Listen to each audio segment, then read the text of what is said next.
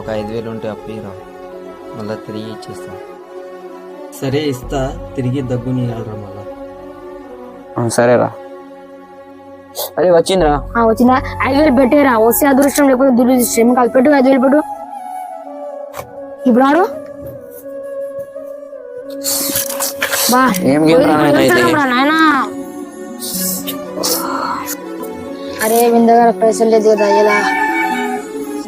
అరే చరణ్, ఈ గరీబ్ దోస్తానా మనకు అవసరం లేదురా, వీనితో కట్టి వెళ్ళిపోదాం పారా. అరే నీతో కట్టివ్రా.